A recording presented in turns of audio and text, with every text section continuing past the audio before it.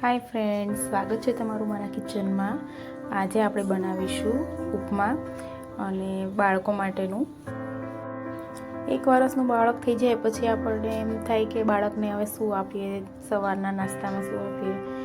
તો ઉપમા તો બધાના ઘરમાં બનતો જ હોય છે, પણ આપણે બાળક માટે સ્પેશિયલ આજે બનાવીશું અને તમે બાળકને આપશો આ બનાવીને તો એમને ખૂબ જ ભાવશે અને પૌષ્ટિક પણ છે અને આનાથી બાળકને ભૂખ વધારે લાગશે અને બાળકને વિકાસ પણ સારો થશે। તો ચાલો બનાવીએ। એના માટે મેં 3 ચમચી રવો લીધો છે, એને આપણે 1 ચમચી ઘીમાં શેકી લઈશું। તો તમે વધુ ઓછો તમારી રીતે બનાવી શકો છો। મેં અત્યારે 3 ચમચી લીધો છે, એને ઘીમાં થોડોક રોસ્ટ કરી લઈશું। તમે એને એમનામ પણ શેકી શકો, પણ એમનામ શેકશો તો દાજવાની પણ રહે, એટલે કેવું કે થોડું ઘી નાખે ને તો શેકાય સારું।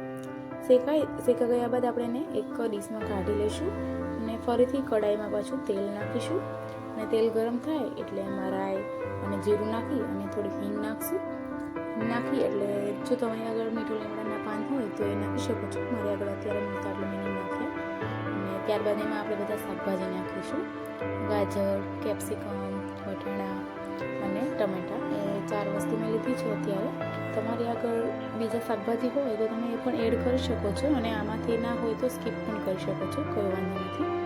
પણ આટલા શાકભાજી નાખશો તો ટેસ્ટી બનશે। તો આ બધી શાકભાજીને આપણે થોડાક ચડવા દઈશું તેલમાં અને આમાં છે ને અત્યારે જ મીઠું નાખી દેજો, એના લીધે છે ને ટમેટાં ગળી જશે અને સારા એવા મસ્ત શેકાઈ જશે બધું। તો થોડીવાર ઢાંકીને આપણે એને ચડવા દઈશું।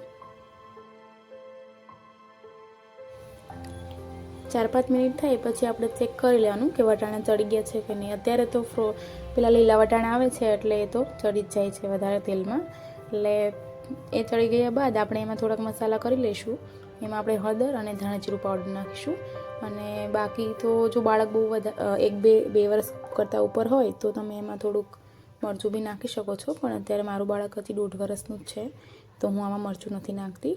અને ડ્રાયફ્રૂટ પાવડર નાખું છું, જે ખૂબ જ હેલ્ધી હોય છે, એટલે આમ એ ના ખાય તો આપણે ઉપમામાં આપીને આપણે એને આપી શકીએ છીએ। તો ડ્રાયફ્રૂટ પાવડર નાખી અને તરત આપણે જે રવો શેક્યો હતો એ નાખી અને મિક્સ કરશું અને તરત આપણે છે ને પાણી નાખીશું।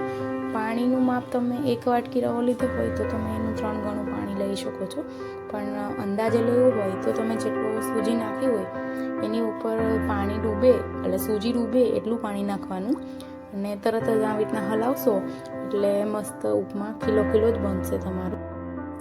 અને પાણી છે ને ગરમ કરીને નાખવાનું છે, એ ધ્યાન રાખજો। એટલે પાણી નાખવામાં થોડુંક ધ્યાન રાખવાનું, એટલે અને ઘીનું પ્રમાણ બરાબર હશે તેલનું તો તમારો ઉપમા સરસ જ બનશે। તો તૈયાર છે આપણો ઉપમા, બાળકોને ભાવે એવો અને સ્વાદમાં ખૂબ જ સ્વાદિષ્ટ છે।